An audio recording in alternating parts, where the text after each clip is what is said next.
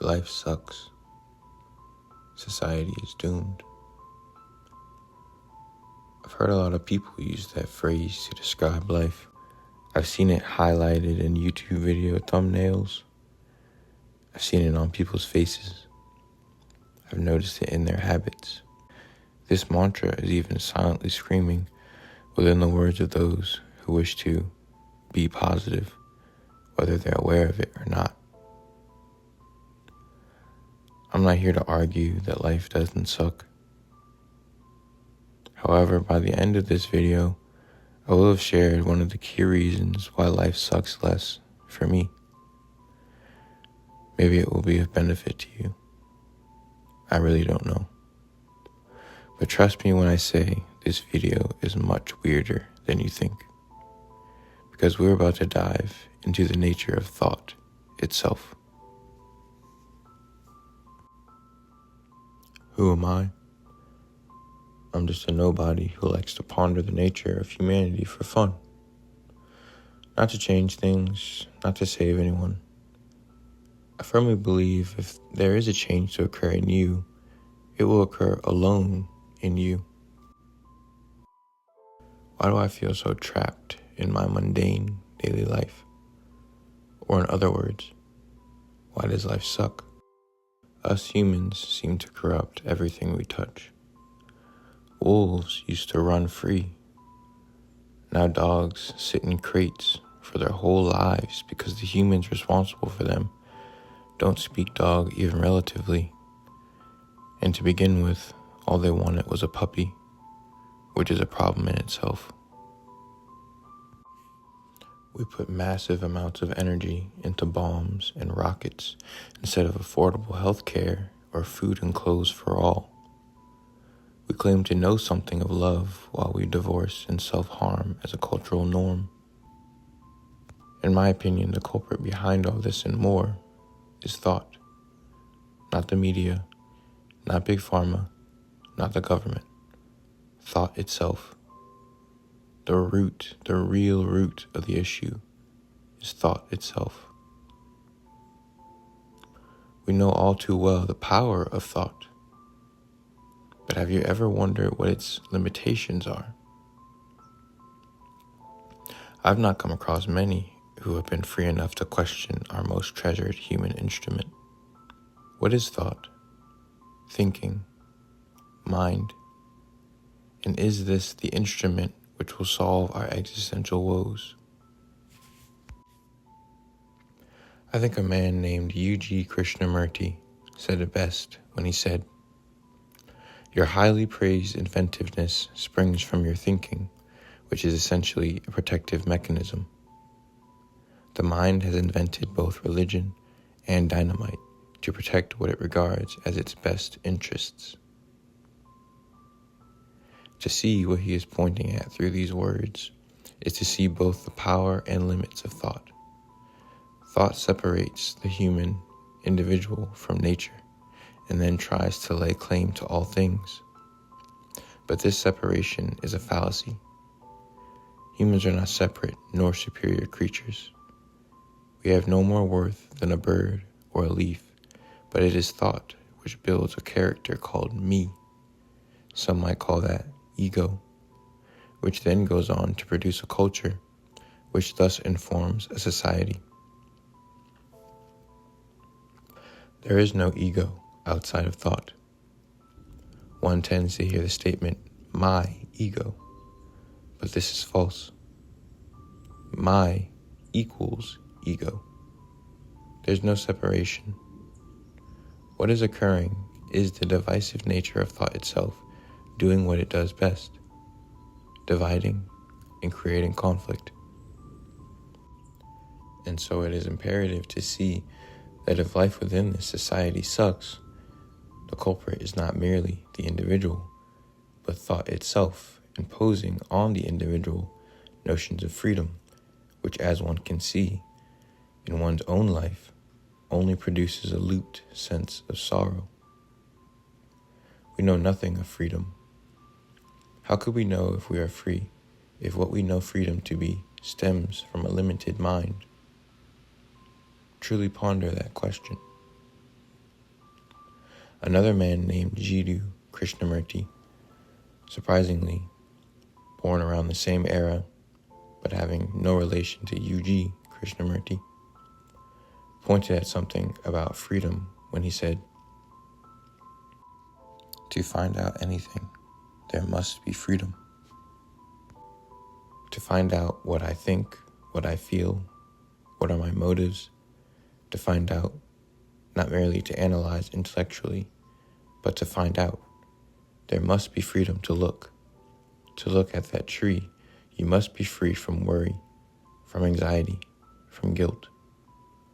To look, you must be free from knowledge. Freedom is a quality of mind that cannot be got through renunciation nor sacrifice. Freedom is a quality of mind that is essential for seeing. It is not freedom from something. If you are free from something, that is not freedom. It is only a reaction. If you smoke and you give up smoking and you say, "I am free," you are really not free, although you may be free from that particular habit.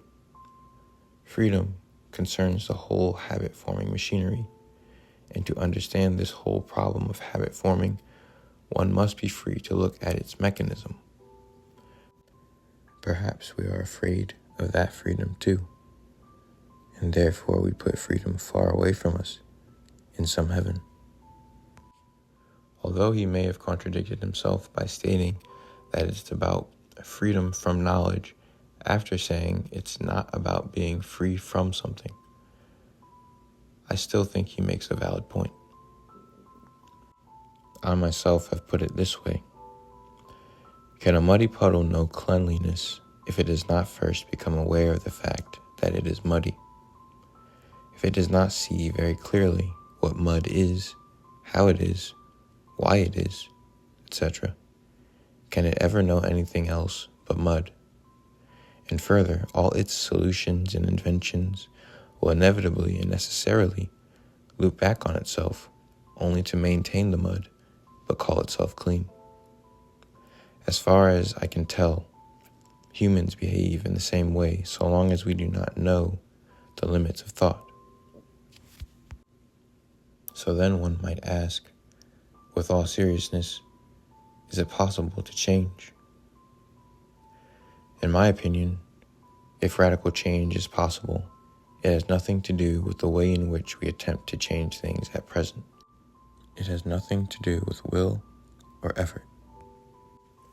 When I tried to change different things about my daily life, my habits, my thoughts, I always remained the same and felt very bad about it all, to put it very lightly.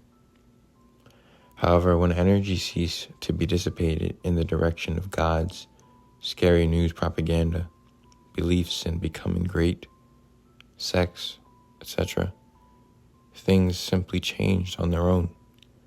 No plan, no exertion, no loop. U.G. Krishnamurti pointed to the cyclical looping limitations of the mind when he said, "What is happening, whether it is in India or in America or anywhere in the world, is all the same. The players are different, but the play is the same. The actors are different, but the act is the same.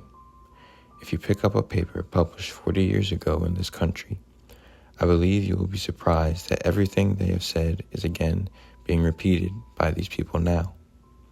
Exactly the same thing. You don't have to print a new newspaper.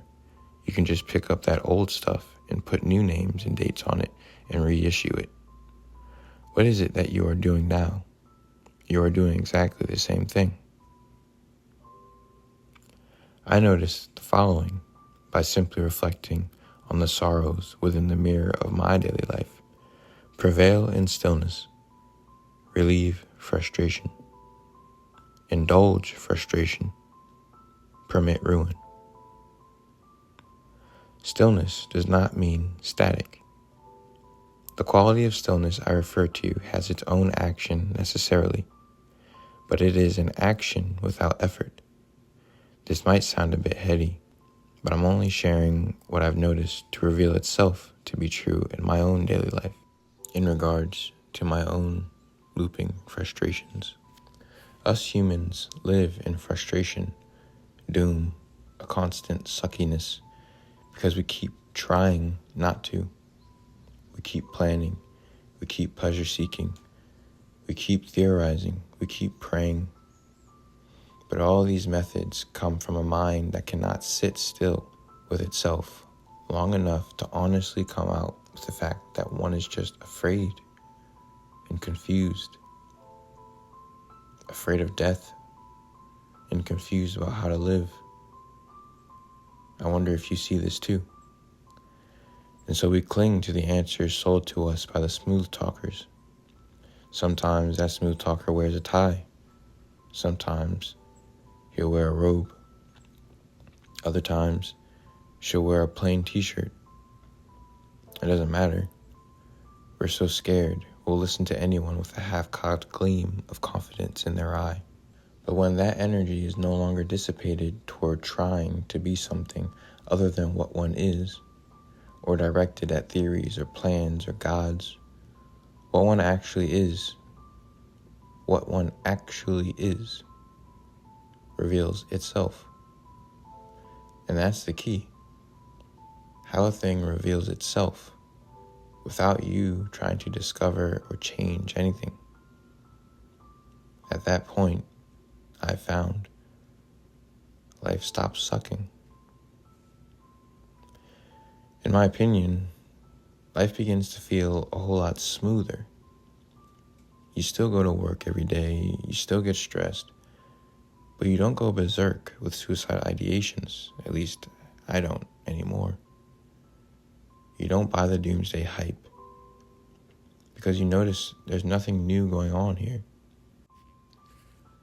And for me, that fundamental, effortless shift did not occur, and in fact, I maintain it could not have occurred, not for me, unless I put sex in its right place in my life.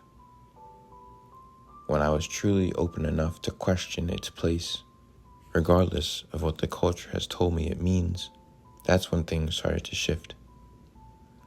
But I'll save all that for another video. Ponder this, or don't. Life is ineffably perfect nonsense, and the less you try to understand it, the more it reveals itself to you. Until next time, be easy.